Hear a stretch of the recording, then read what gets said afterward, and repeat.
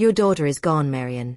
The least you can do now is send $40,000 every year if you want your grandson to have a future. My son-in-law Eric said that to me across his dining table. 7 years later, that same boy Eric kept dangling in front of me as proof of my love, called me whispering from a bathroom. As always, before we dive into a story with an ending that's going to feel really satisfying for you, let's do a quick roll call. Type present and the city you're watching from in the comments. For everyone who has liked and subscribed, I pray that Allah makes your problems easier, widens your provision, and keeps your body healthy. Thank you, my friends. Now, listen carefully to my story. My name is Marion, and for most of my life I thought my story would be simple. I grew up in a small town, married my high school sweetheart, and worked as a school secretary while my husband, Paul, ran a small plumbing business. We never became rich, but we were careful with money, we saved, and we bought a modest house in the suburbs where we planned to grow old together. Our biggest treasure wasn't in the bank. Anyway, it was our daughter, Sophie. Sophie was the kind of girl who made every room feel lighter. She had this messy ponytail, a quick laugh, and a habit of putting her hand on your arm when she was talking, as if she wanted to make sure you really felt what she was saying. When she met Eric in college and brought him home for Thanksgiving, I remember thinking he looked like he had stepped out of a catalog. Good haircut, pressed shirt, confident handshake. Paul shook his hand and whispered to me later, "That boy's got plans." Like it was a compliment. Back then, I was just happy my daughter had someone who loved her. Eric always knew what to say in front of us. He carried dishes to the sink without being asked, complimented my cooking, listened to Paul's stories about fixing pipes and leaky roofs like he was hearing about some heroic adventure. He talked about wanting to start his own consulting company someday, and how Sophie would help manage the finances. On the surface, it was all so perfect. The first tiny red flag was easy to ignore. It was a random Sunday, and we were all in the living room after lunch. Sophie and Eric were on the couch, and I was collecting plates from the coffee table. I heard Eric say, low but not quite low enough, "You don't have to tell your mom everything, you know. She doesn't need to see every statement." Sophie laughed it off and changed the subject, but I felt the words land somewhere heavy in my chest. Later, while I was putting leftovers in the fridge, I asked her casually, "What was that about statements?" She rolled her eyes and kissed my cheek. "Mom, it's nothing. Eric just thinks you worry too much about our finances. We're adults now." I smiled and nodded, but something about the way Eric had looked at me earlier, polite, but a little tight around the eyes, made the kitchen feel colder than usual. That night, as I folded laundry, I caught myself wondering why a man who claimed to see me as a second mother didn't want me to worry at all about the way he handled my daughter's future. When Sophie and Eric got married, it was a beautiful small ceremony in a rented farmhouse. Paul walked her down the aisle with tears in his eyes, and I kept wiping mine so my mascara wouldn't run. Eric promised to cherish her in sickness and in health, and I believed him. They moved into a townhouse a few miles away, and soon after, Noah was born. My first and only grandchild. Noah changed everything. He had Sophie's eyes and Eric's sharp jawline, and from the first moment I held him, I felt like my heart had grown a second layer just to wrap around him. I was the kind of grandmother who showed pictures to the cashier at the grocery store, who kept a spare set of tiny pajamas at my house, just in case they ever decided to stop by overnight. Life felt full, even when it was busy, even when bills were tight and my knees ached from climbing the school stairs. If you had told me then that in a few years Paul would be gone, Sophie would be buried, and I would be wiring $40,000 a year to Eric while barely seeing my grandson, I would have called you cruel for even suggesting it. But the truth is, the first crack in my world began the night Sophie didn't come home. The night my phone rang, it was raining hard enough to blur the streetlights outside my window. I remember because I was watching the water streak down the glass, thinking about how quiet the house felt without Paul's snoring. He had passed from a sudden heart problem the year before, and I was still getting used to sleeping on just one side of the bed. When I saw Eric's name on the screen after midnight, my stomach immediately tightened. "Hello," I answered, already upright. There was noise on the other end, voices, something like a siren, and Eric's breathing sounded uneven. "Marion, he said, and just from the way he said my name, the world began to tilt. What happened? I asked, my fingers gripping the edge of the nightstand so hard it hurt. It's Sophie, he finally said. There was an incident on the road. They're trying, but it doesn't look good. I remember stumbling into the hallway, one hand on the wall, feeling like if I let go I'd fall into nothing. I'm coming, I forced out, already grabbing my keys, my purse, the umbrella from the rack by the door. By the time I reached the hospital, the rain had soaked the bottom of my jeans and my shoes squeaked on the floors.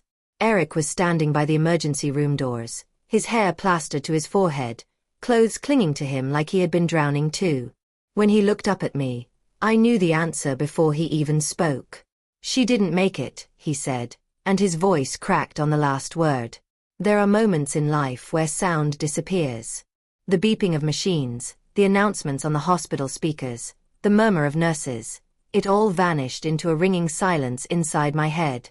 I don't remember crying right away. I remember touching the white sheet over my daughter's still hand and thinking, irrationally, that her nails needed clipping.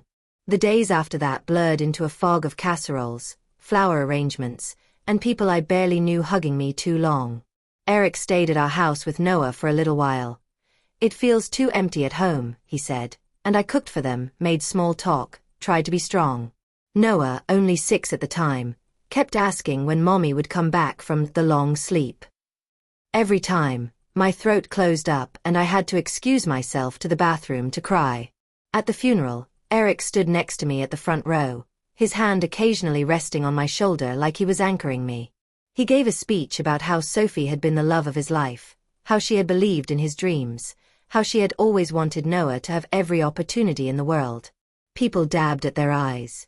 Some came up afterward to tell me what a wonderful son-in-law I had. I nodded and smiled fuzzily, clinging to that image because I needed to believe at least one piece of my world was still safe. It was only later, when the flowers had wilted and the house was quiet again, that the first clear humiliation arrived. It didn't come as a scream or a thrown object. It came as a meeting at Eric's dining table, with legal documents neatly stacked between the salt and pepper shakers. The invitation to the little talk came a few months after the funeral. Eric called and said, "Marian, can you come over on Saturday afternoon? My parents will be there too. We should discuss Noah's future." The way he said it made me nervous, but I told myself I was just sensitive. I baked a batch of brownies like I always did when I was anxious, put them in a tin, and drove over. Eric's townhouse looked the same from the outside. Small porch, potted plants, the bicycle Noah left leaning by the steps. Inside, though, the atmosphere felt different. Eric's parents were seated at the table, both in neatly pressed clothes, cups of coffee in front of them. Eric had a folder open, papers spread out, and there was a man in a suit I hadn't met before, a lawyer, which he quickly introduced as Mr. Lewis. "Marian," Eric said, standing to pull out a chair for me like he was hosting a business meeting. "Thank you for coming. We thought it would be best to make everything clear, for Noah's sake." I smiled awkwardly and set the brownie tin in the middle of the table, next to the documents. Noah peeked from the hallway, gave me a small wave, then disappeared again when his grandfather called his name sharply. Eric folded his hands together, elbows on the table. "We've been running the numbers," he said, glancing at his parents and the lawyer. "Raising a child on my own, making sure he can stay in the same school, keeping this house so he doesn't feel like everything has changed. It's a lot. You know that." I nodded slowly, unsure where this was going but already feeling my shoulders tense. His mother, Carol, cleared her throat. "Marian, dear," she began, using a tone that sounded sympathetic on the surface but carried something sharp underneath. "You know we all loved Sophie. We just want what's best for Noah now. Eric's income is decent, but with the mortgage, school fees, and everything, it's a heavy burden for one person." I clasped my hands in my lap, the tips of my fingers going numb. Mr. Lewis slid a piece of paper toward me. It was a printed sheet with numbers neatly arranged in rows. Yearly expenses, projected tuition costs, extracurricular activities, emotional stability measures, like keeping the house, therapy, and so on. At the bottom, a total figure was circled in blue ink. $40,000. Eric tapped the circle lightly with his pen. This, he said, is the amount we believe would give Noah the life Sophie wanted for him, without constant stress hanging over our heads. I blinked, reading the total twice, trying to make sure I hadn't misread. 40,000, I repeated slowly. In total. Eric gave a small, almost apologetic laugh. In total each year, he said. That might sound like a lot, but when you break it down over 12 months and factor in everything, it's really just what he needs to maintain some stability. His father nodded solemnly, like a judge agreeing with a sentence. My cheeks grew hot. Eric, I said carefully, I want to help, you know I do. But I'm retired. I have Paul's insurance and our savings, yes, but $40,000 every year. Carol leaned forward, her eyes softening in that condescending way. Marian, no one is saying you're obligated. But Sophie was your only child. She's gone now. This is really the only way left to show you're still taking care of her boy. The words hit me like a slap. I pressed my lips together, staring at the numbers on the page. Mr. Lewis chimed in, his voice smooth. We can structure it as an educational support fund. It will be entirely for Noah's benefit. Eric will manage it, of course, but you'll know that every cent is for your grandson. My heart pounded loudly in my ears. I already buy things for him, I whispered. I help with clothes and school trips. Is that not? Eric cut me off gently but firmly. Of course you do, and we appreciate it. But one-off gifts aren't the same as consistent support. This would be your commitment, long-term, to Noah's future, to what Sophie wanted. The implication was clear. If I hesitated, maybe I didn't care as much as I claimed. I swallowed hard, feeling my throat ache. I need time to think, I said, my voice barely above a breath. Eric's expression shifted for a second, something colder flashing in his eyes before he forced a smile. Sure, he said. Take a few days. Just remember that school enrollment deadlines are coming up, and the bank will want to see proof of ongoing support if we're going to refinance and avoid moving him. As I stood to leave, Noah came back into the room. He hugged my waist tightly, and I felt his arms tremble just a little. Grandma, you're coming to my game next week, right? He asked, looking up at me with hope. Of course, I said, smoothing his hair. Behind him, I could feel Carol's eyes on me, weighing my answer like it was a promise carved in stone. On the drive home, the figure, $40,000, kept flashing in my mind like a neon sign, and with it, Carol's gentle voice. This is really the only way left to show you're still taking care of her boy. 2 days later, I signed the agreement. My hand shook so much that my signature looked like a stranger's. I told myself it was for Noah, because I loved him more than I loved the idea of feeling financially safe. But as I walked out of the lawyer's office, I couldn't ignore the sinking feeling in my gut that I had just bought myself a place in their lives that wasn't really respect. It was a transaction. From that day on, my name in that house didn't feel like my name anymore. The first year, I wired the money in one lump sum from the inheritance Paul had left me. Eric sent a brief thank you email with a list of what he planned to cover. School tuition, a summer camp, sports equipment, a college savings account. He attached a picture of Noah in his school uniform, smiling shyly, and for a moment the knot in my chest loosened. I told myself, this is good. This is what Sophie would have wanted. I still saw Noah back then, but less often than before. At first, we had our weekly Sunday lunches. He'd come over, we'd cook together, and he'd tell me about his teachers and his friends. Slowly, though, the visits became complicated. Sorry, Marian, Eric would text. Noah has a project this weekend. Or, he's exhausted, big week at school. Let's skip this Sunday. Sometimes whole months went by with only quick visits at school events, where Eric and his parents hovered nearby, smiling politely while I hugged my grandson for less than a minute at a time. Whenever I tried to plan something, there was always a reason it couldn't happen. One afternoon, After yet another cancelled Sunday, I called Eric directly. "Is everything okay?" I asked. He sighed dramatically. "We're fine, Marion. You don't need to worry so much. Noah's got a lot going on. He's adjusting. You hovering isn't helping him move on." The word hovering stung more than I expected. "I just want to see my grandson," I said quietly. There was a pause on the line, then his tone hardened by just a fraction. "And you do," he replied. "You see him at school events, on holidays. We're grateful, okay?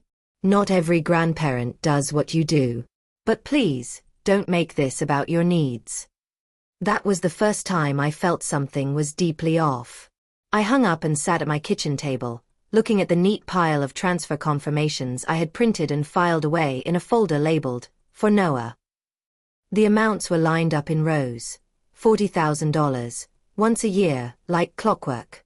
Somewhere in the back of my mind, a small, insistent voice whispered that I was paying for access to my own grandson and still getting less and less of him.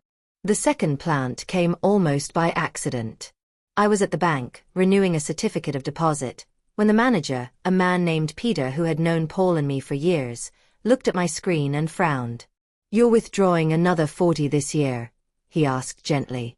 I nodded. "It's for my grandson's educational fund. My son-in-law's lawyer set it up." Peter hesitated. "Do you mind if I ask how it's structured?" he said. That's a significant amount for someone on a fixed income, Marion. I want to make sure you're protected too." I shrugged, half embarrassed. "Eric manages it. It's in his name for Noah." He pursed his lips. "If you have a copy of the agreement, would you mind bringing it? Just so I can help you understand the wording. No pressure." His tone was so cautious that it made me defensive. "I trust my son-in-law," I said quickly. "He loved Sophie. He loves Noah." Peter held up his hands. "Of course," he said. "I just want you to be sure you understand everything. People sometimes sign things when they're grieving. That's all." I forced a smile and changed the subject, but his words stuck with me like a splinter I couldn't quite pull out. That night, I dug out the folder and read the agreement again. The legal language blurred, but one line made my stomach twist. Discretionary management by guardian for the family's overall needs, in support of the minor child, Noah. Family's overall needs, I repeated aloud, my voice sounding small in the empty room. It didn't say Noah's needs only. It said family. I stared at the page for a long time, then slipped the agreement into a plastic sleeve and added it to the back of the folder. I told myself I was overthinking. Still, I put the folder somewhere new, not in the desk drawer where I kept the electric bills, but in a locked box where I kept Paul's will and our house deed. I didn't fully understand why yet, but some part of me knew I needed to keep that paper safe. As the years passed, the pattern became painfully clear. Every year, as the anniversary of Sophie's death crept closer, Eric would send a reminder. A text, an email, sometimes a call. He never said, "It's time for your payment." He dressed it up as concern. "Hey, just checking in," he'd write, followed by a paragraph about rising costs, how Noah needed a laptop now, how the school fees had gone up, how the house needed repairs. There was always a line about how much Noah appreciated my support, even though Noah himself rarely said anything about it. Every transfer I made came with a small thank you message from Eric and a photo. Noah in a new jersey, Noah by a camp banner, Noah holding a textbook. It all looked reasonable if you didn't look at what was missing. What was missing was time. I saw my grandson in snapshots, not in real life. He became taller in photos, his baby fat disappearing, his features sharpening. But in person, he always seemed slightly distant, like he wasn't sure how close he was allowed to stand next to me. Once, at a school play, I waited at the edge of the crowd with a small bouquet of flowers. Noah glanced at me, then looked back at Eric, who gave a barely perceptible shake of his head. Noah walked toward his father first, taking the bigger bouquet from him, then came to me with an apologetic smile. "Hi, Grandma," he said, but the hug was quick, nervous. Later that night, I called Eric.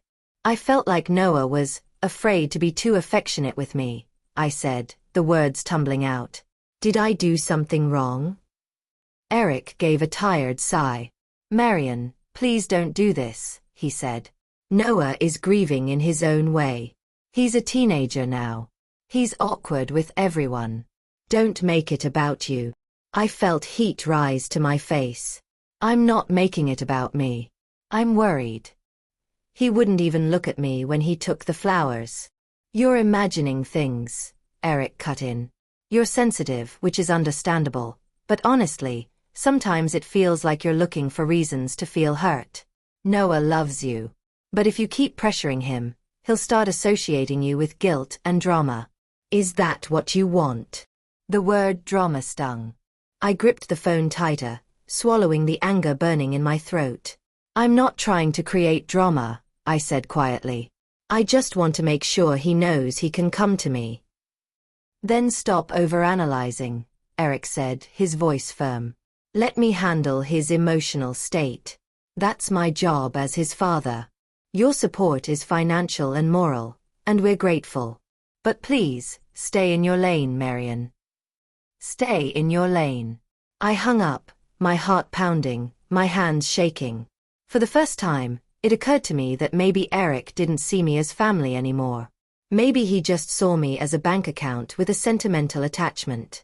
I tried to bring it up with my younger sister, Janet, over coffee one afternoon. I feel like I'm paying to be allowed near my own grandchild, I said, staring into my cup. Janet blew on her drink, considering. Well, she said slowly, you did agree to the yearly payments. Maybe he's just used to that now. I know, I said, rubbing my forehead. But the way he speaks to me sometimes, like I'm being unreasonable for wanting to see Noah. Janet shrugged. You're very emotional since Paul and Sophie, she said, not unkindly. Sometimes that makes you see things more intensely. Maybe Eric's just stressed. Single parenting is hard.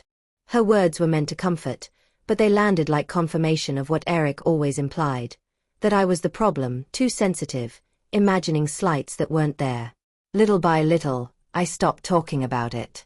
I kept the worry inside, along with the transfer receipts and the bank statements.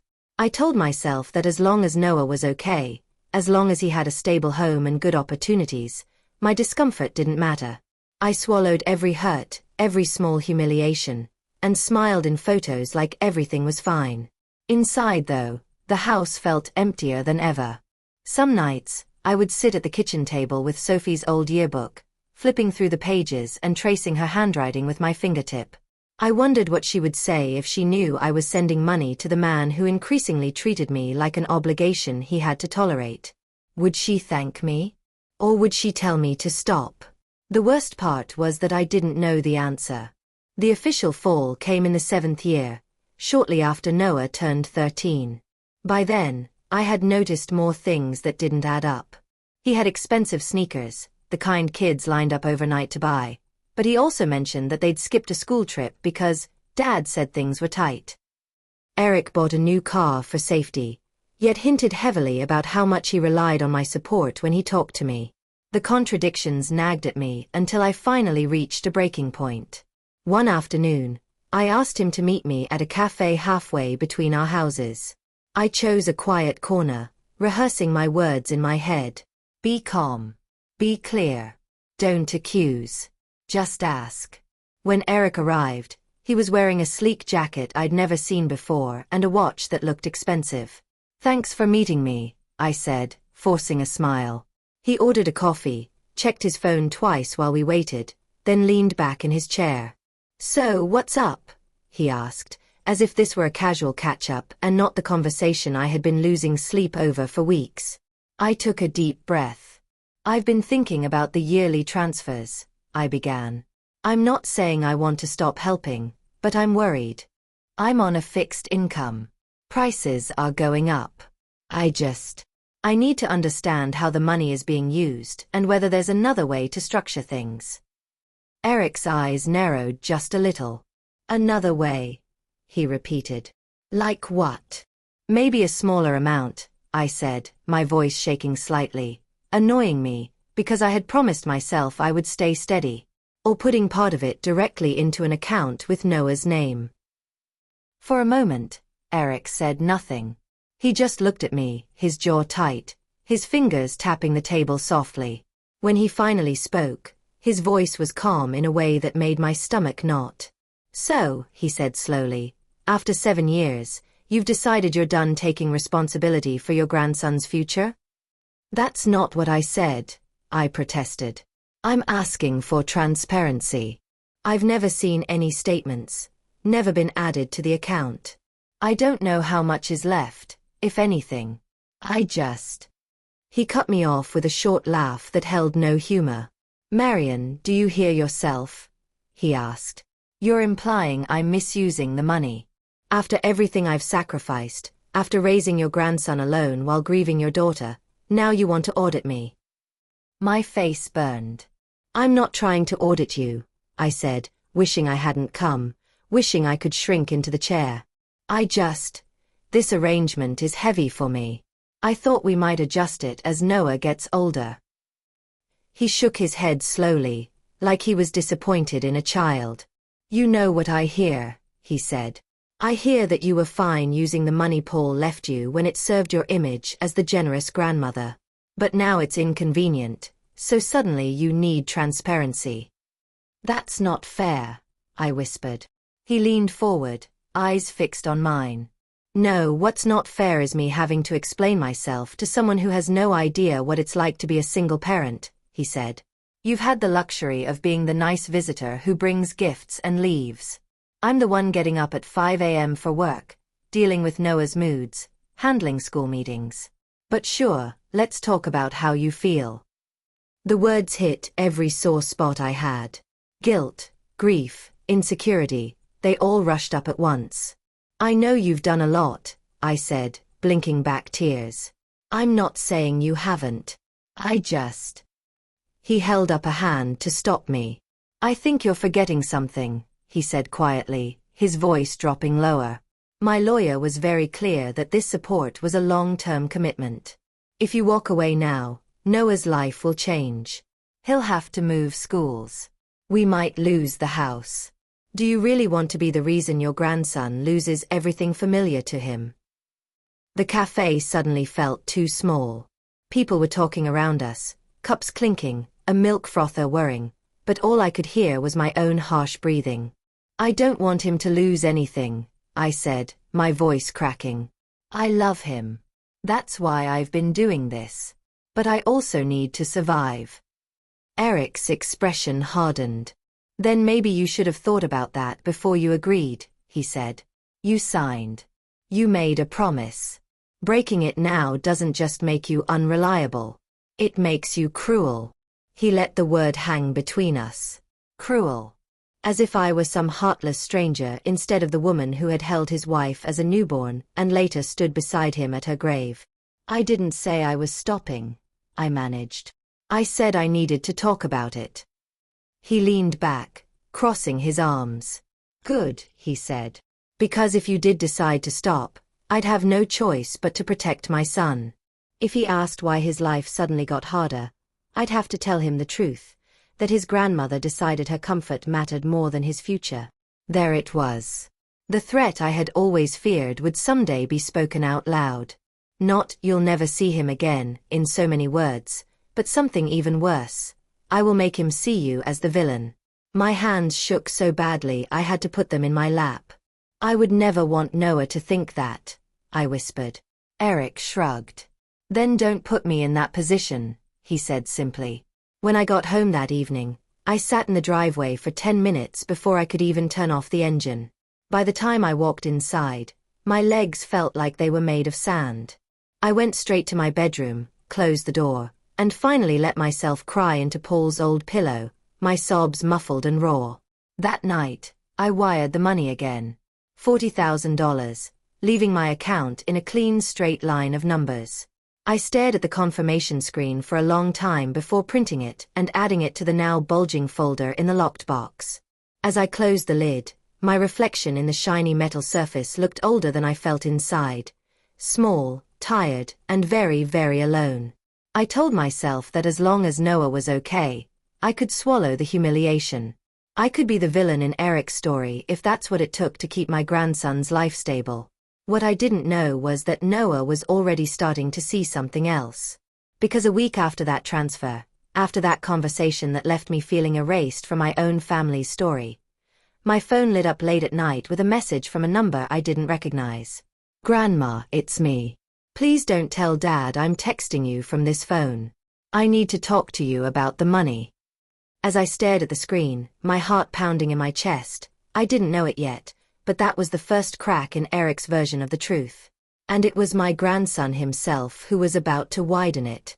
After my daughter Sophie passed away, my son-in-law Eric pressured me into sending him $40,000 every year for Noah's future. For 7 years I paid, saw my grandson less and less, got gaslit whenever I questioned anything, and felt like nothing but a walking bank account. After a brutal argument at a cafe, I wired the money again. Then, late one night, Noah secretly texted me saying he needed to talk about the money. For a long moment I just stared at the message, the blue light of my phone turning my bedroom into a strange little cave. I read it once, twice, 3 times. "Grandma, it's me. Please don't tell Dad I'm texting you from this phone. I need to talk to you about the money." My heart started thudding so loudly that I could hear it in my ears. I typed and erased 3 different responses before finally sending the simplest one. "Hi Noah. Of course. Are you safe?" A typing bubble appeared, disappeared, then came back again. "I'm in the bathroom," he wrote. "I locked the door. He thinks I'm showering. Can we talk tomorrow? At school maybe?" I swallowed hard. "Yes," I wrote. "Tell me when and where. I'll be there." A beat later he replied, "After school. There's a park across from the bus stop. I'll pretend I forgot something and stay a bit longer."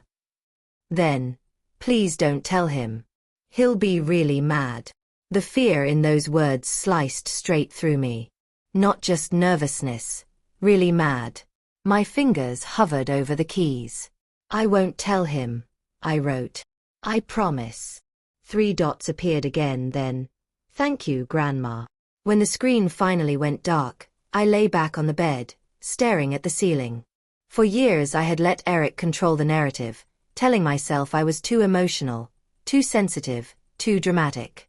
Now the one person he'd always used as leverage, my grandson, had reached past him to get to me. And he wanted to talk about the money. Sleep wasn't really an option after that. I made tea, sat at the kitchen table, and opened the locked box. The folder was heavy now, bulging with 7 years of transfer confirmations, emails, and that initial agreement. I spread everything out in front of me like puzzle pieces, my hands trembling slightly. Those neat little lines, $40,000, $40,000, $40,000, stared back at me. Hard proof of something I had tried to turn into love in my head. But Noah's message made it impossible to keep pretending this was just generosity. Somewhere between my fear of losing him and my guilt over losing Sophie, I had let myself become part of a system that didn't feel right. "Paul," I muttered under my breath, touching his name on the old will folder next to the receipts. "If you can hear me, I need you to watch over our grandson tomorrow. Because I have no idea what I'm about to walk into." The park across from Noah's school looked harmless enough. A couple of benches, a small playground, some trees that tried their best to throw shade onto the cracked sidewalk. I got there early and sat on the bench, closest to the bus stop, pretending to scroll through my phone while my eyes kept drifting to the school doors. Eventually, the flood of kids appeared, backpacks, shouts, sneakers slapping the concrete. My heart rate shot up every time I saw a dark-haired boy, and then finally, there he was. Noah, taller than the last time I'd seen him. Up close, his face sharper but still undeniably my Sophie's child. He spotted me quickly and hesitated for a second, glancing over his shoulder like he expected Eric to pop out of nowhere. Then he walked over, trying to move casually. Up close, I noticed the dark circles under his eyes.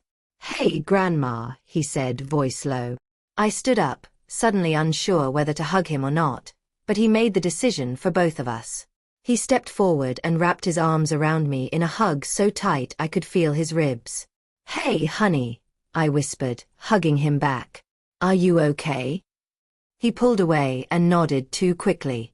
"I'm fine," he said. "I can't stay long. Dad thinks I'm on the bus. He's picking me up later for practice." My chest tightened.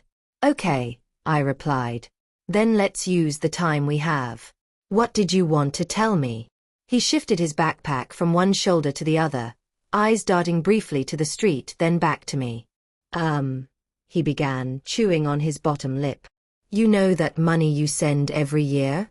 The 40,000. Just hearing the number come out of his mouth made my stomach knot. "Yes," I said quietly. "I know about it." "Why?" He sighed, a sound that didn't belong in a 13-year-old's body.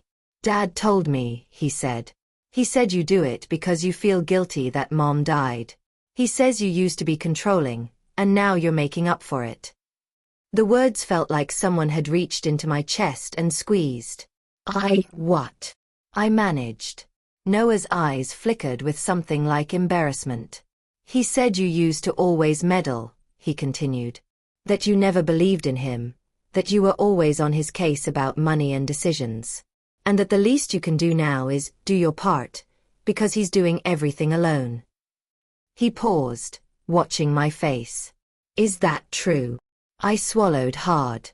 "No," I said, my voice shaking. "I mean, yes, I worried.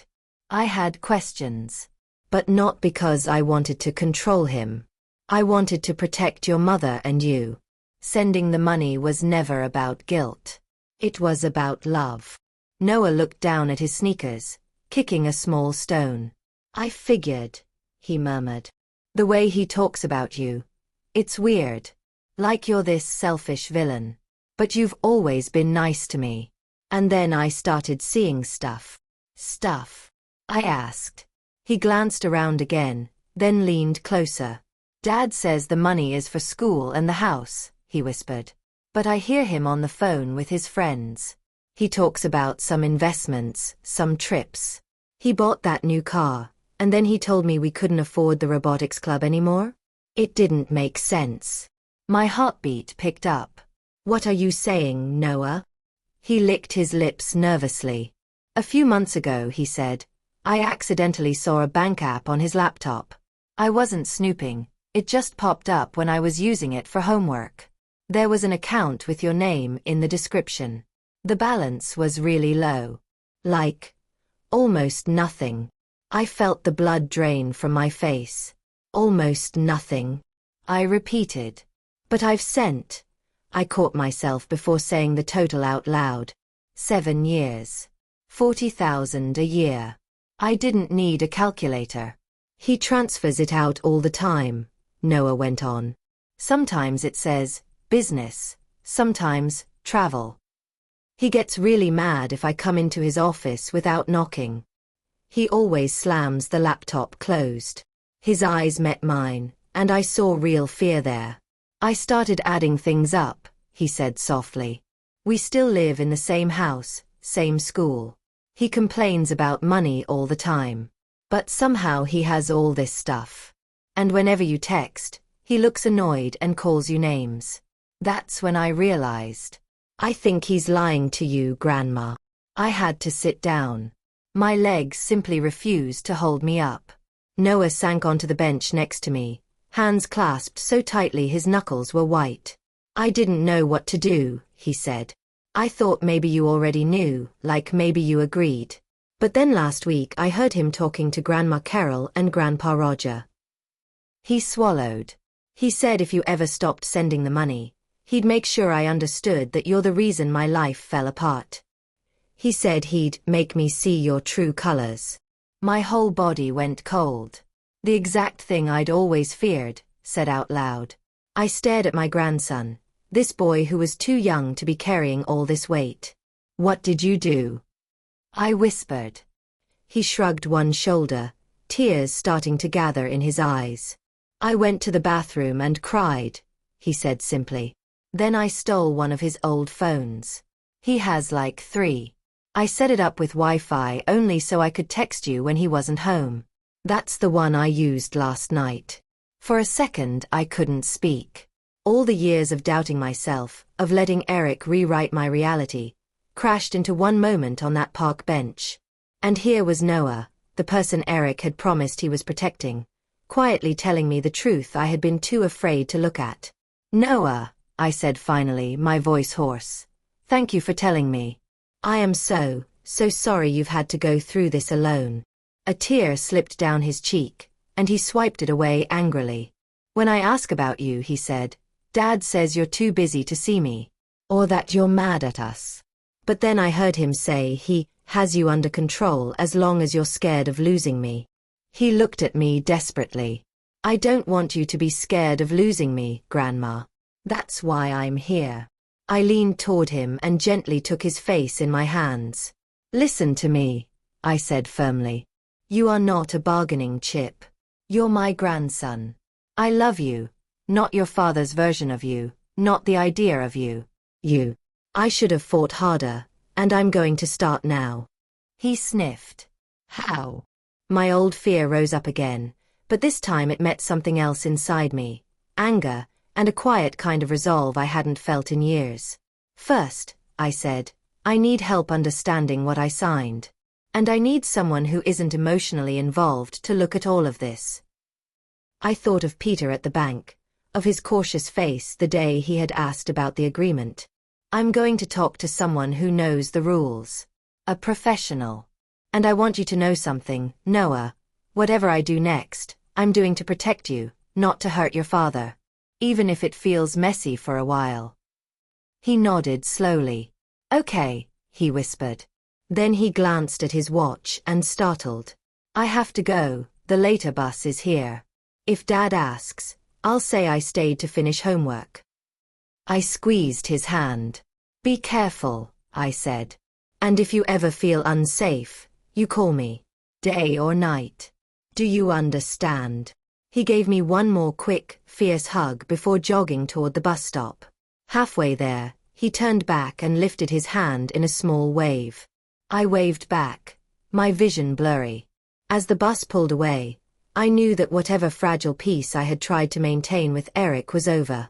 He had used my love for my grandson as a weapon for 7 years.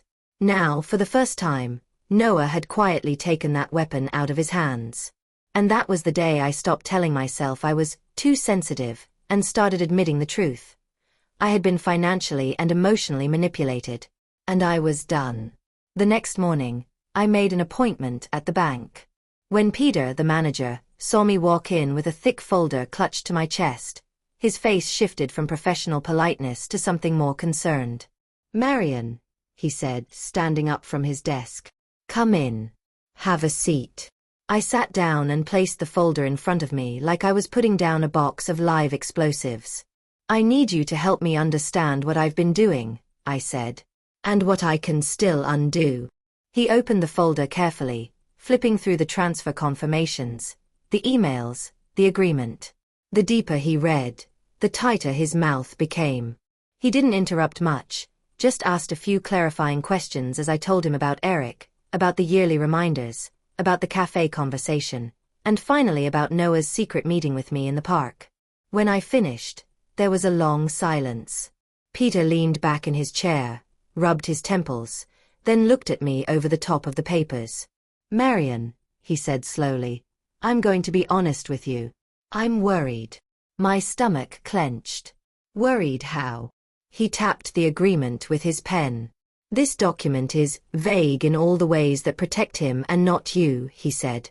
Family's overall needs, no reporting obligations, no requirement to show how the funds are being used.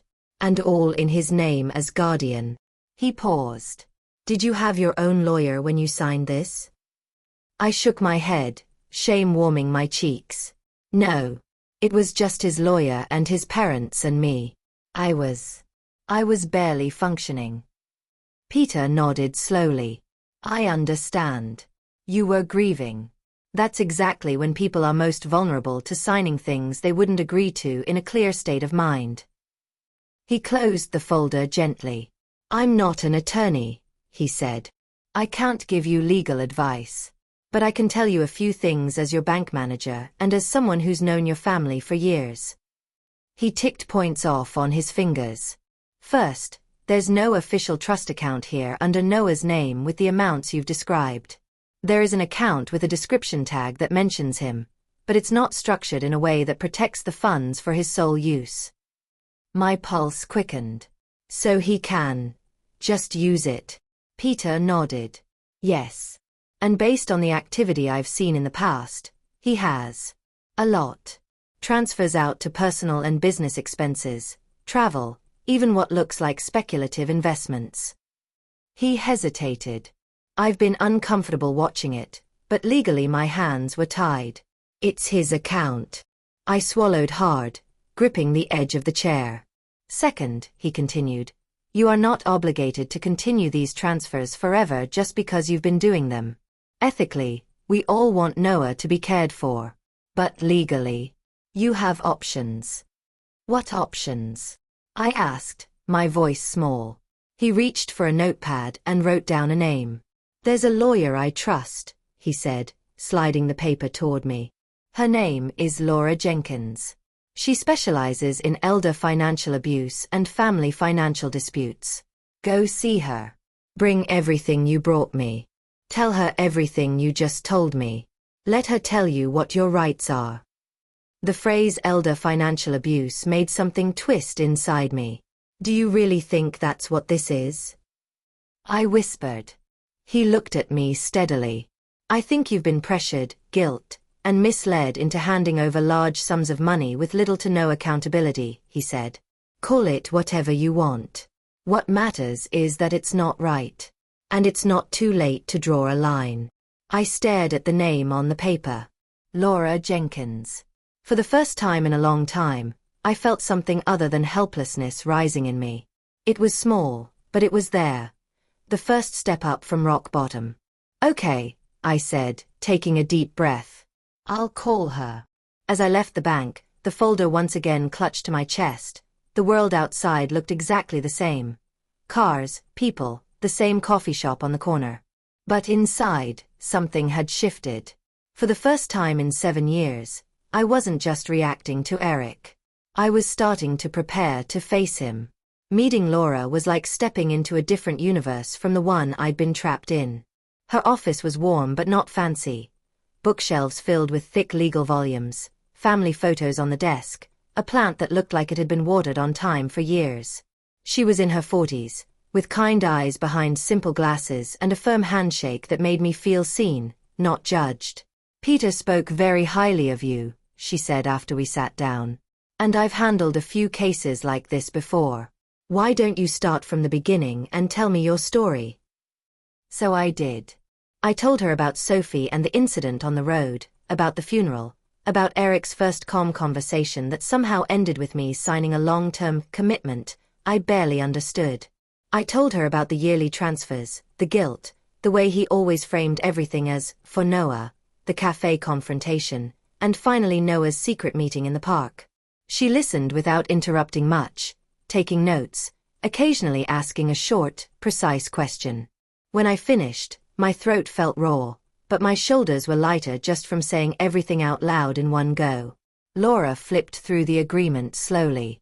Then she looked up at me with a kind of controlled anger I recognized. Not emotional chaos, but the anger of someone who knows the rules and has just watched someone else break them. Marian, she said, I want to say something very clearly. You are not crazy, and you are not overreacting. Tears pricked my eyes immediately. I've been told I'm too sensitive, I said weakly. She shook her head. You're a grieving mother and grandmother who did the best she could in a vulnerable time, she replied. From a legal perspective, what I see here is a pattern of undue influence and potential financial exploitation. Especially given your age, your emotional state at the time, and the way this agreement was presented to you. Does that mean it's illegal? I asked. She nodded slowly. It means we have grounds to challenge it, she said. Especially because you were not represented by your own counsel, and because he appears to have told you that this was the only way to take care of Noah. That's emotional coercion layered on top of financial dependence. I exhaled shakily. I thought maybe it was just me being dramatic, I murmured. She smiled gently. If I had $1 for every older client who said that sentence to me, she said, I'd never have to bill another hour. She tapped the folder. We're going to do a few things, she continued.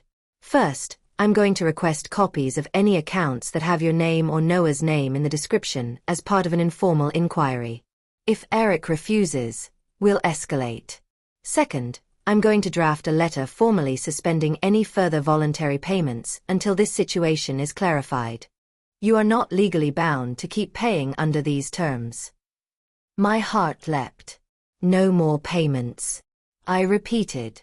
She nodded. You're allowed to stop, she said firmly. And if he retaliates emotionally or tries to turn Noah against you, that becomes part of our documentation. We are going to collect everything. Texts, emails, your transfer receipts, Noah's account of what he's seen and heard, any witnesses like your bank manager. This is going to be evidence, not just feelings. The word evidence made something in my chest sit up straight. For years, I had been holding everything as guilt and shame. Now, for the first time, someone was telling me it could be used to protect me. What about Noah? I asked. I don't want to hurt him. I don't want him dragged into something ugly. Laura's expression softened. We'll be careful, she said. He's almost old enough for his voice to matter, but we don't have to put him on a witness stand right away. Sometimes just knowing we're watching, just sending the right letter to the right people, is enough to change behavior. She paused. That said, if your grandson is willing to document what he's seen, a written statement, even privately, that can be powerful. Not for now if it's too much, but for later if we need it. I nodded slowly, thinking of Noah's tense shoulders, his whispered confession about the bank app. I think he'd do it if he understood it was to protect both of us, I said quietly. Laura slid a card across the desk. Here's what I want you to do, she said. Go home. Put together a timeline, just write it out in your own words, year by year, what happened. Bring any messages, call logs, notes, anything that shows his pattern. I'll handle the legal side. You just tell the truth. As I walked out of her office, I felt like I had just taken off a coat I didn't realize had been weighing me down for 7 winters. Over the next week, I did what she said.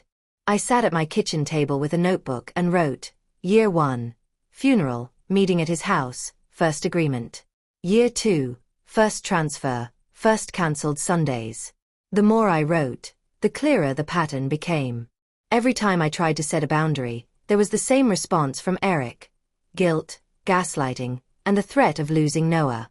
On top of that, I now had Noah's text, his quiet confession in the park, and Peter's professional concern.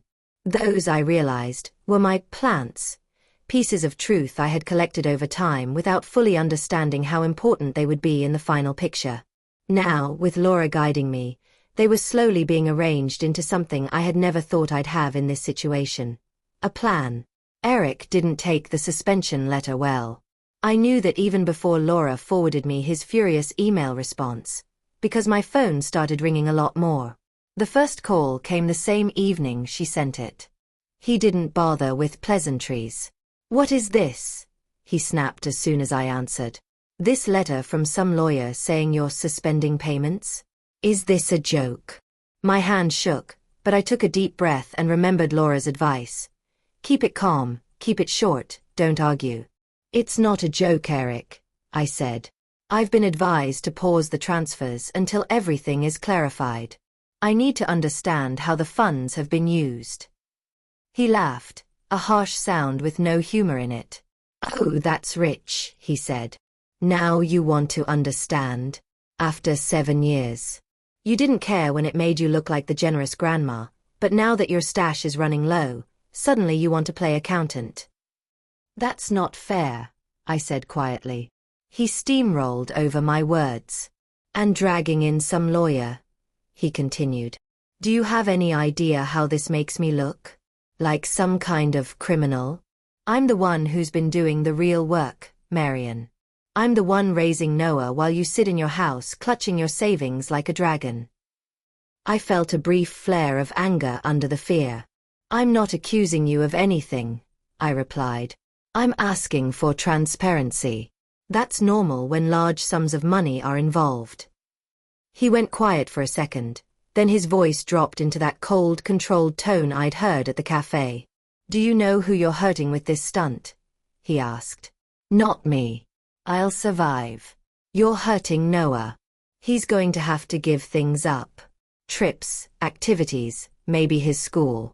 When he asks why, I'm going to tell him his grandmother decided a lawyer's opinion mattered more than his stability.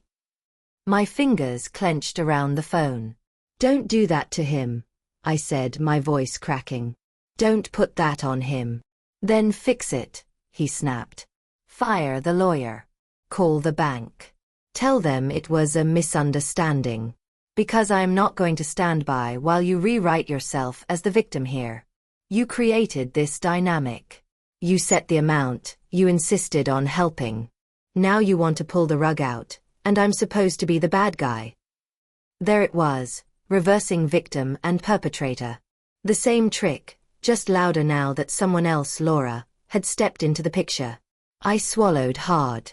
I'm not going to argue with you, I said. The letter stands. If you want to discuss this, it will go through my attorney. He scoffed. Wow, he said.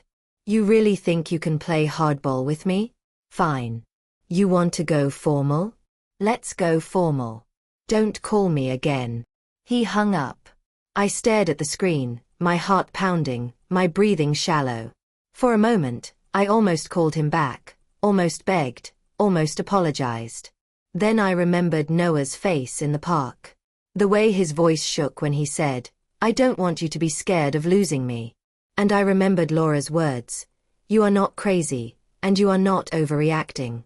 I put the phone down and walked to the locked box. Instead of putting something in this time, I took something out. The agreement. I read it again, this time not as a desperate mother trying to hold on to the last piece of her daughter, but as a woman who had finally decided she deserved to be treated with basic respect. The next day, Laura called to say that Eric had responded to her letter. He's angry as expected, she said calmly. He's throwing around words like ungrateful and manipulated by outsiders.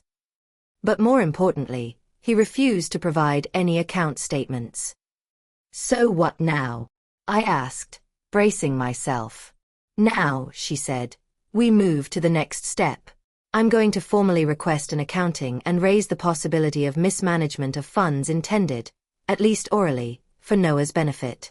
We may not have a formal trust, but judges care about patterns. We're also going to propose a new structure. A new structure? Yes, she replied.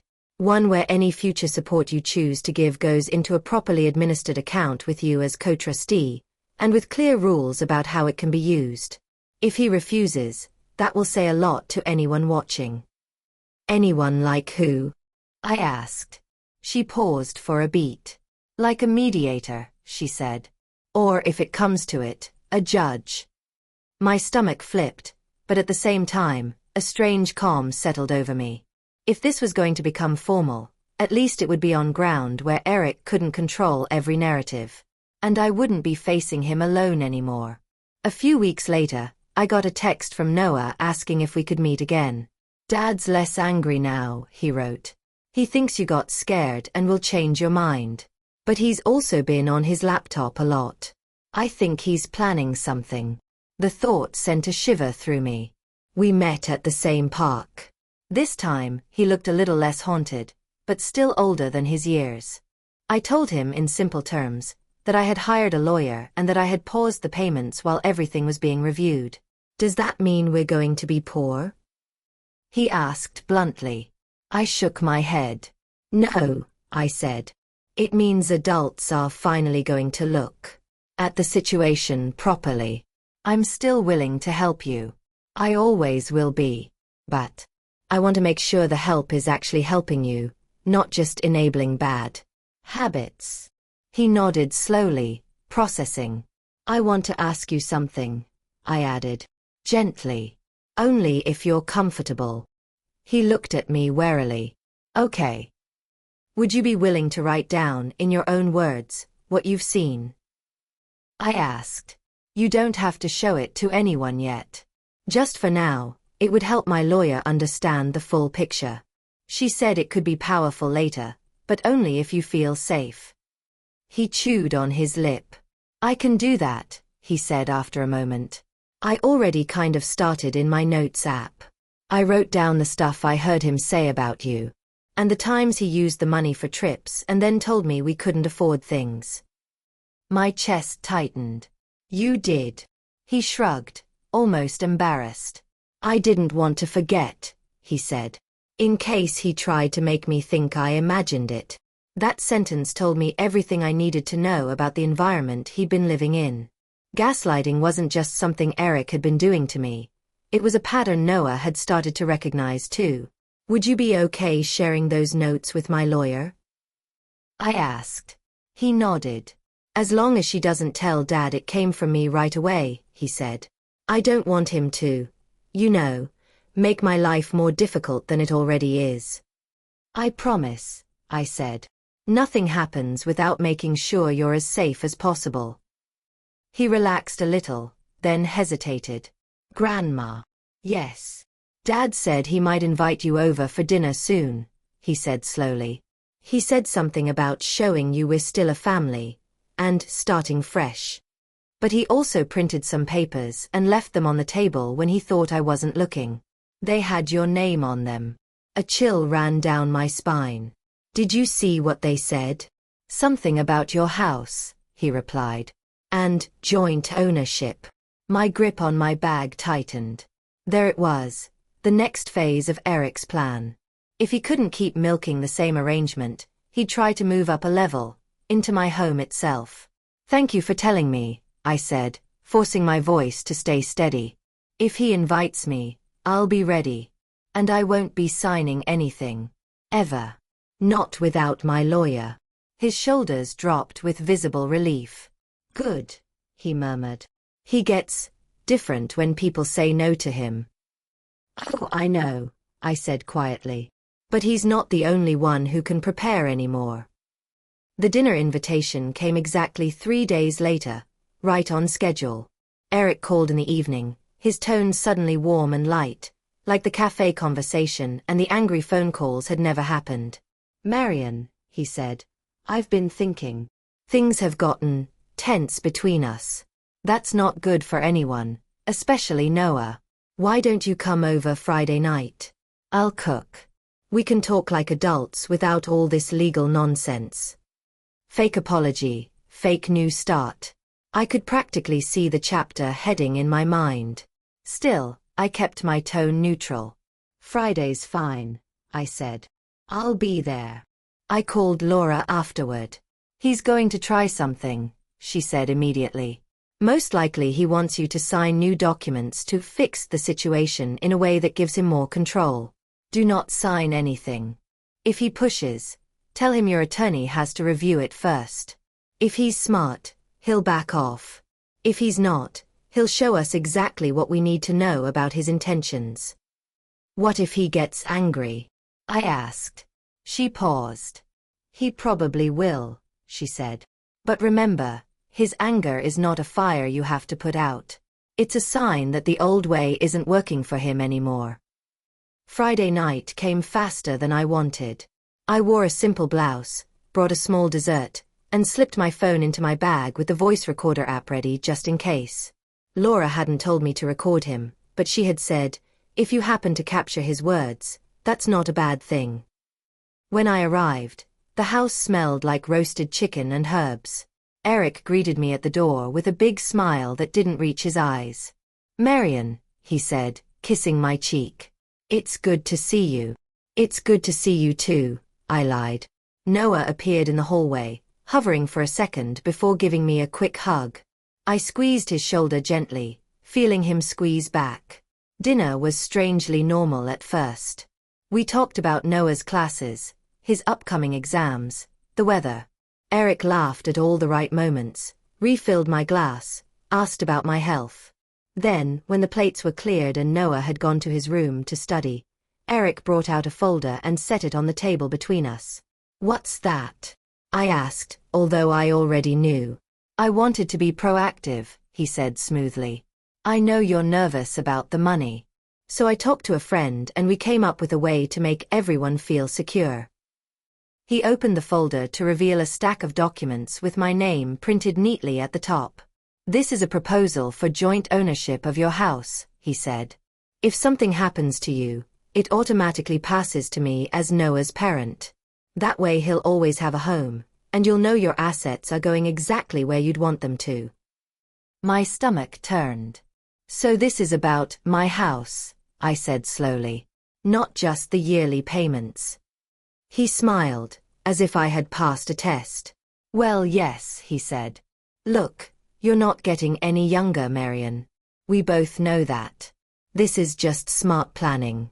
You put my name on the deed, I commit to handling all maintenance and future property taxes, and in exchange, Noah's housing is guaranteed. Win-win." I glanced down at the documents, heart pounding. From the brief skim, I could see exactly what Laura had warned me about. Phrases like joint tenancy with right of survivorship, heavy on the legal language, light on the actual protection for me while I was alive. "I'm not comfortable signing anything tonight," I said calmly. "I'll need my attorney to review these." His smile vanished. "Your attorney?" he repeated flatly. "Right. Yes," I said, keeping my voice steady even though my hands were shaking under the table.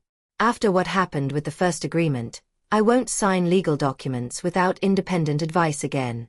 I'm sure you understand." He stared at me for a long moment, his jaw clenching. Then he laughed, but there was nothing pleasant about the sound. "Wow," he said. "Your lawyer really has you in her pocket, doesn't she? You realize she's making money off your fear, right? Stirring things up so she can bill more hours." "My lawyer is protecting me," I replied quietly. "Something no one did 7 years ago." His eyes flashed. "I protected you," he snapped. "I protected you from your own need to control everything. I took on raising Noah so you could grieve your husband and your daughter in peace.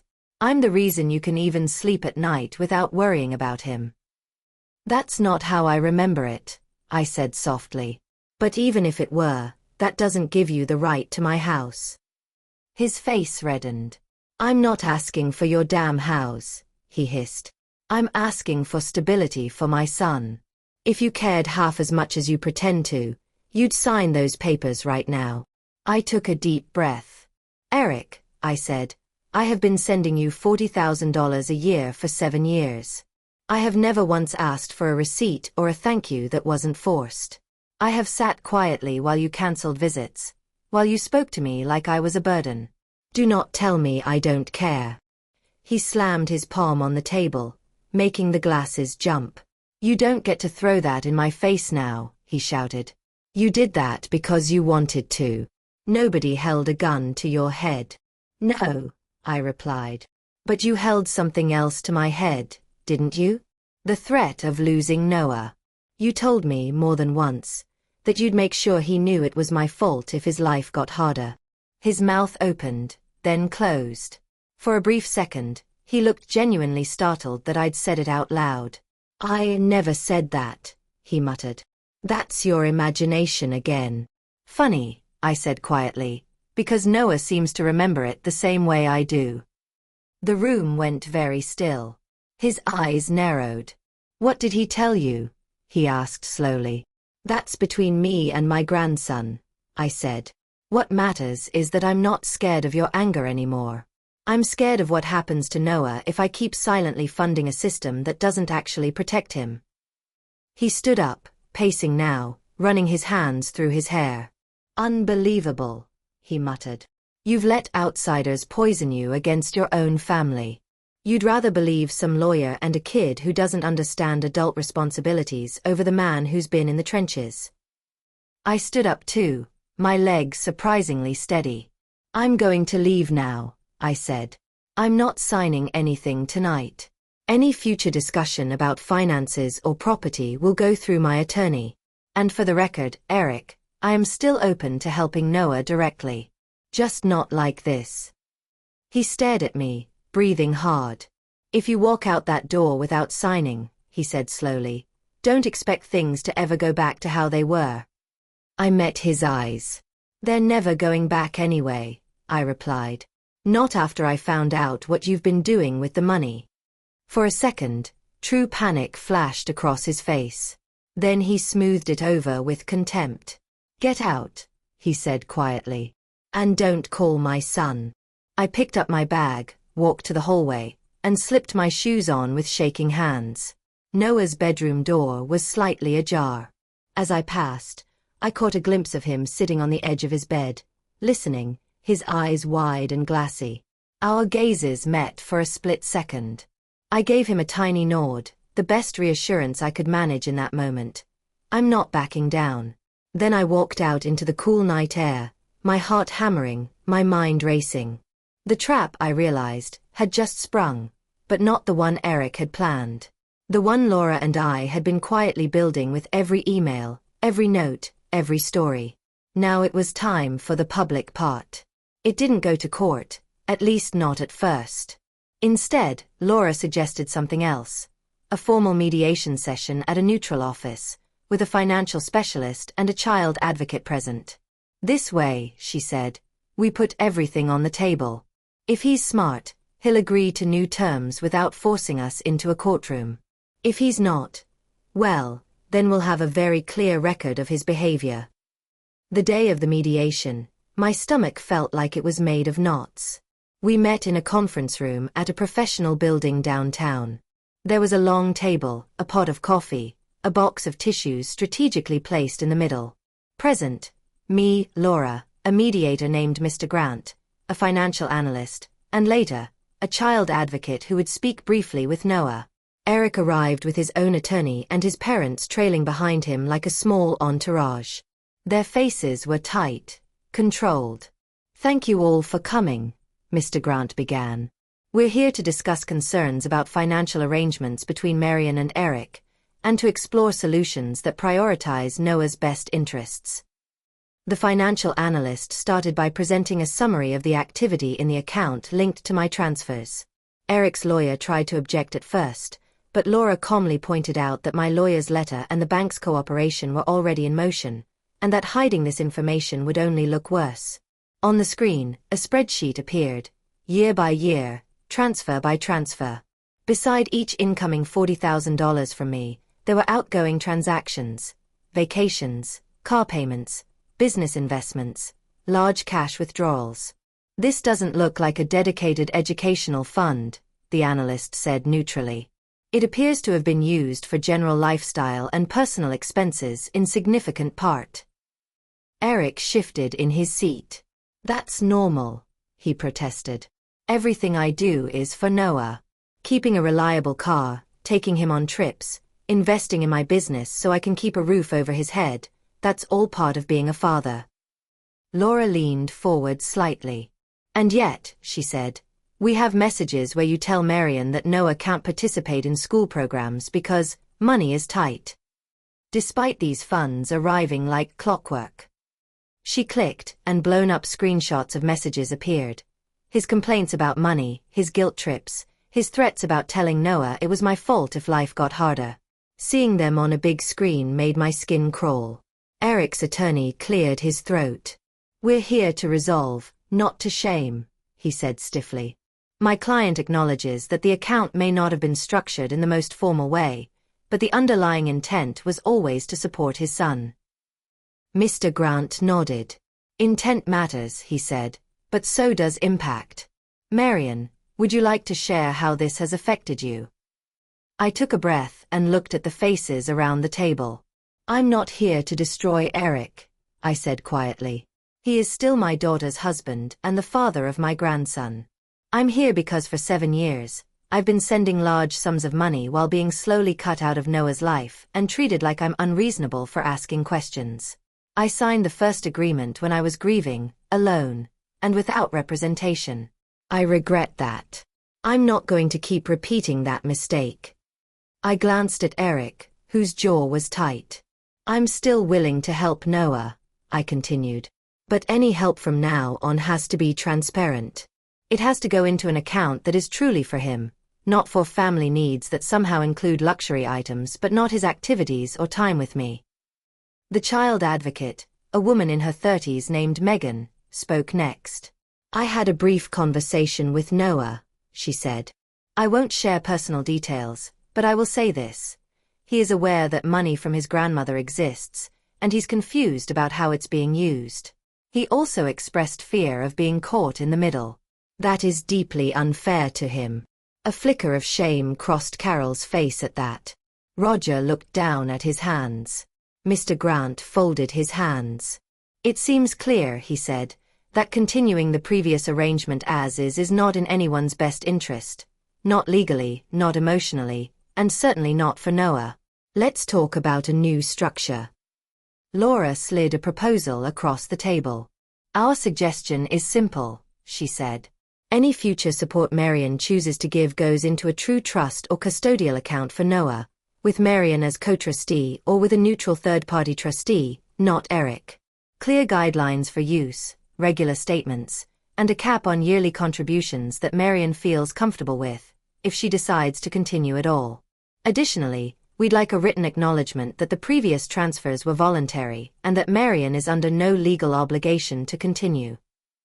Eric's attorney frowned. That removes my client's control over funds meant for his son, he said. That's not acceptable. Megan, the child advocate, spoke up. With respect, she said, these funds have not been treated as the child's sole benefit so far. And putting them in a proper structure actually protects Noah from becoming a pawn in adult conflicts. He deserves that. The room went quiet. Eric's eyes darted between the papers, the screen, and the people around him. For the first time, I saw something crack in his confidence. Not just anger, but fear. Because now, it wasn't just my word against his. This is ridiculous, he muttered. You're all acting like I'm some kind of monster. I'm the one who's been there every day. Where were you when he cried for his mother at 3 a.m? Where were you at parent-teacher meetings? He looked at me pointedly. You were busy writing checks. A familiar wave of guilt threatened to rise, but this time, it met a stronger current. I was grieving my husband and my daughter, I said steadily. I was doing the best I could with what I had. That doesn't give you the right to treat me like an ATM with a guilty conscience. Mr. Grant cleared his throat gently. Eric, he said, no one is questioning that you've been a present parent in many ways. But being a parent also means modeling integrity around money and relationships. Right now, your son is picking up on more than you think. He paused. You have a choice, he continued. You can agree to this structure, which still allows Marion to help Noah in a clear, fair way. Or you can refuse, and will likely end up in court, where a judge will see the exact same documents, messages, and activity we've seen today. Eric's attorney leaned toward him, whispering urgently. His parents exchanged worried glances. Finally, with visible reluctance, Eric exhaled sharply. Fine, he snapped. We'll agree to the trust. But I want it on record that I don't think any of this is necessary. Laura remained calm. That's your right, she said. What matters is what's in writing going forward. We spent the next hour hammering out details, a smaller optional yearly contribution amount I could genuinely afford if I decided to continue. My right to stop at any time, clear rules about using the funds only for Noah's education, health, and well-being, and regular statements that would go to both me and a neutral trustee. But there was one more thing I wanted. I looked at Eric directly. I want it in writing, I said, that you will not tell Noah his life got worse because of me. You will not blame me if I choose not to contribute in a given year. If circumstances change, you will be honest with him about the fact that adults share responsibility, and that I have already given enough to never be painted as the villain again. He stared at me, disbelief flickering across his face. "You can't control what I say to my son," he began. Mr. Grant interjected. "We can put in a clause about non-disparagement related to financial contributions," he said. "It's not a muzzle. It's a recognition that using a child as a weapon in adult conflicts is harmful." Eric's attorney looked resigned, now more than combative. After a moment, he nodded. "We can work with that," he said. As the agreement took shape, I felt a strange sensation in my chest, like something heavy was being slowly lifted away. Not because money was suddenly flowing in the other direction or because Eric was magically a better person, but because for the first time, I wasn't alone in the room with him. Other adults, with authority and perspective, were watching, documenting, holding lines. When it was all over, Noah was brought in briefly to join us.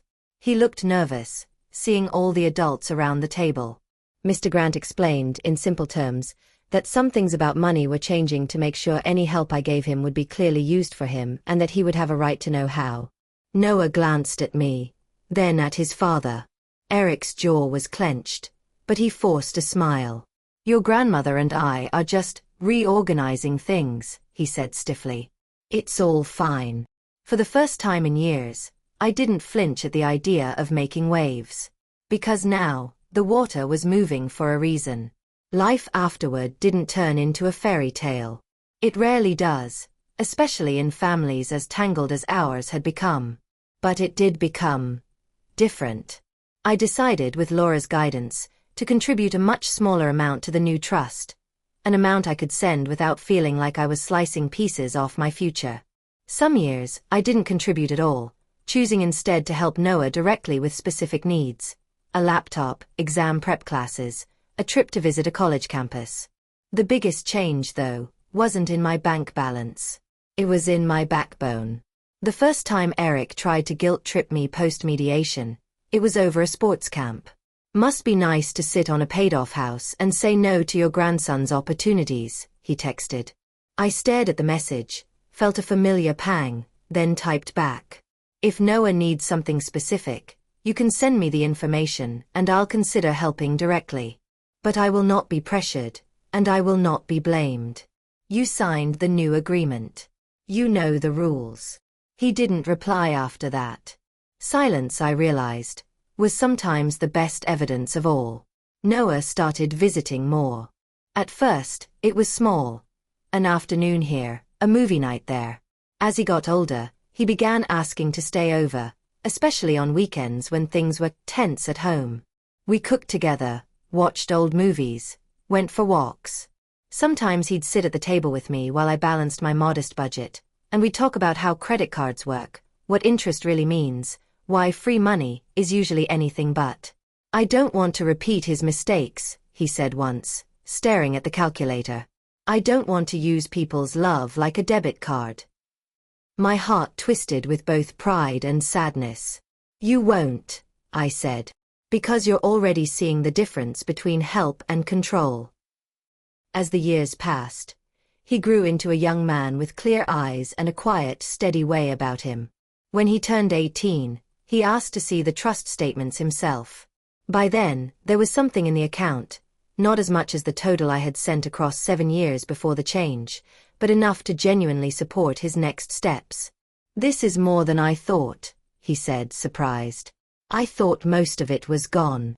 "A lot of it is," I admitted. "But this is what we were able to protect. And it's yours. Not your father's, not mine. Yours. Use it carefully. Let it help you, not define you." He nodded slowly, his gaze serious. "Grandma." "Yes. Thank you for fighting," he said. "Not just with money. With all of this. With him. With yourself." Tears stung my eyes. "For a long time I didn't fight," I said softly. "I let fear and guilt run the show. It took you being brave enough to tell me the truth for me to finally wake up." He smiled a little. "Guess we saved each other then," he said. As for Eric, life caught up with him in the way it often does with people who confuse manipulation for power. Without a constant stream of unaccountable funds, he had to confront the way he ran his business. Some of his investments collapsed. The new car was eventually sold. When Noah got older and started asking direct questions, the old narratives didn't work as well. It's hard to paint someone as a heartless villain when they show up for your concerts, help you with applications, and answer your texts at 2 a.m. just to talk you down from a panic about exams. He never apologized to me properly, not in the way movies teach you to expect, with a dramatic speech and tears. But he did something that, in its own small way, meant more. He stopped using my name as a threat. He stopped trying to drag me into conversations with his anger. Boundaries, Laura had said, wouldn't fix everything. They would just make it clear where I ended and he began. That alone gave me more peace than any perfect ending could have. Now, years later, my life looks different from how I once imagined it. Paul and Sophie are still gone, and that grief will never fully disappear. But my house is still mine, my savings are no longer a secret punishment I inflict on myself, and my relationship with Noah is built on something money can't buy: honesty. We still talk about Sophie sometimes. He asks what she was like before he was born, what made her laugh, what she would have said about his plans. I tell him everything I remember, the way she used to dance in the kitchen, the way she once said, "Mom, if I ever have kids, I hope they know they're loved by more than one generation." One evening, as we sat on the porch watching the sky turn pink, Noah said quietly, "You know, Dad always told me you were paying because you felt guilty. But I think you were paying because you were afraid. Afraid he'd take me away from you." I swallowed. "You're not wrong," I admitted. "I was terrified." He leaned back, hands behind his head. "Well," he said, "I'm here. And I know who showed up with money. But I also know who showed up with the truth. And that matters more." I looked at him, this young man who had once been a little boy clutching my hand at a funeral. My heart felt full and bruised at the same time. Now I know I was never really worthless, I thought, echoing the words that had slowly formed in my mind over those years. I was just stuck in a story where someone else kept trying to write my part for me. Not anymore. From everything I went through, I learned that love without boundaries just turns into fuel for manipulators. Now I realize that we should never let guilt or fear make us sign away our future, our home, or our dignity, no matter who's asking. If you're in a situation like mine back then, please remember, asking for transparency and protecting yourself doesn't mean you love your family any less. It means you finally love yourself too. If you've ever gone through something similar or you want to share your own story, write it in the comments below. Don't forget to share this story with your friends, like the video, and subscribe so you don't miss the next stories.